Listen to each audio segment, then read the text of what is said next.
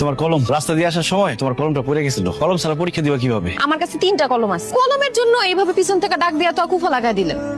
আচ্ছা শিমুল ভাই, আপনারা সব সময় দেখিয়ে যে রাস্তাঘাটে দাঁড়ায় থাকেন, আবার স্কুল কলেজের সামনে দাঁড়ায় থাকেন, আপনি কি কাজ কাম কিছু করেন না? আর কাজ কাম করে খাওয়া মুখারে, ঘরে তো আর বউ নাই। মনের মতো একজনকে বিয়ে কইরা ঘরে তুইলা তারপরে কাজ কাম করুন। কাজ কাম না করলে ভালো কোনো মেয়ে আপনারা বিয়ে করবো? বেকার ছেলেরে কোনো ভালো মেয়ে বিয়ে করতে চায় না। চুপচাপ পড়তে থাক, আমি ধরে বাতাস করতে থাকি। মা তুমি না। ময়না ফ্যানের জন্য ইলেকট্রিক মিস্ত্রি নিয়ে আসছি।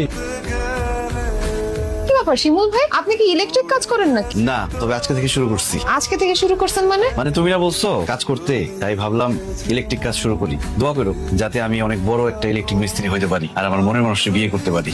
ফ্যানটা ঠিক করেন। কারেন্টের শখ খাইছি। কাজ না শিখে কেন কাজ করতে আসেন? এখন যদি কারেন্টের শখে আপনি মারা যেতেন। হোঁচট না খেলে হাঁটা শিখা যায় না, এমনি কারেন্টের শখ না খেলে ইলেকট্রিক কাজ শিখা যায় না। এই, থাক থাক, আপনি ফ্যানে হাত দিয়েন না, আপনি সরেন। কি ব্যাপার শিমুল ভাই, ফুল হাতে নিয়ে কার জন্য দাঁড়ায় আছেন? ও বুঝছি, প্রেমিকার জন্য না। যাক, আপনারও তাহলে প্রেমিকা আছে, যাই না, ভালো লাগলো। তাহলে তাহলে এত দূর কি যে কম হয় না, এই ফুল তো তোমার দেওয়া লিগা। আরে ফুল দে দে। এই কে রে? আমি। আপনি এখানে কি করতেছেন? তোমার কাছে আসছি। আমার কাছে আসছেন কেন? তোমার জন্য আচার নিয়ে আসছি। সাহস তো কম না, আপনি আচার দিতে আমাদের বাড়িতে চলে আসছেন। আব্বা যদি দেখে একদম আপনার হাত পা ভাঙা দিব। মা খুব ভালো আচার বানায়, ভাবছিলাম তুমি পছন্দ করবে। আচ্ছা শুনেন, কিসের আচার? জলপাইয়ের আচার। দেন তো। তুই আচার পাইলি ভাই? তুমি বানাইছিলে না আচার? ওইটাই তো খাইতাছিলাম আর পড়তাছিলাম। আরে আমি তো অনেক দিন হলো আচার টাচার বানাই না। বানাইছিলা, তুমি মনে হয় ভুলে গেছো। আমার পড়তে দাও তো, জরুরি পড়া পড়তেছি, পরীক্ষা। আচ্ছা ঠিক আছে, তুই পড়। তুই যদি কইতে না পারস তাহলে কইলাম আমরা ময়নারে কই দিমু যে তুই ময়নারে ভালোবাসো। তাও কই দেবো না, আজকে আমি নিজেই ময়নারে আমার মনের কথা কয়ে দেব।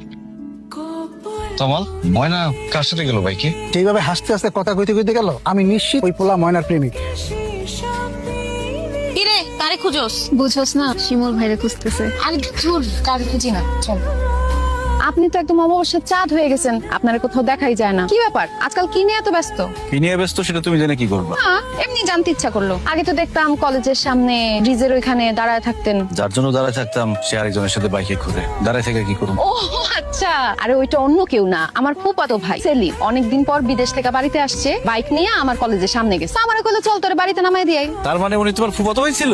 হ্যাঁ, শুধু কি কষ্টই পাইছেন নাকি হিংসাও লাগছে? হিংসা লাগবো না? ওর অনেক হিংসা লাগছে। আমি অন্য একটা ছেলের সাথে বাইকে ঘুরলে আপনার হিংসা লাগবো কেন? আমি আপনার কে? তুমি আমার কে সেটা জানি না, তো সারাক্ষণ তোমার দেখতে মন চায়। তোমার না দেখলে আমার একটু ভালো লাগে না। আমি খাইতে যাই, ঘুমাইতে যাই, যাই করি না কেন তোমার সুন্দর চেহারাটা আমার চোখের সামনে ভাইসা ওঠে। হয় না? এত কিছু যেহেতু বলতে পারছেন, বাকিটা আপনি বলে দেন। এই যে আপনি আমারে ভালোবাসেন,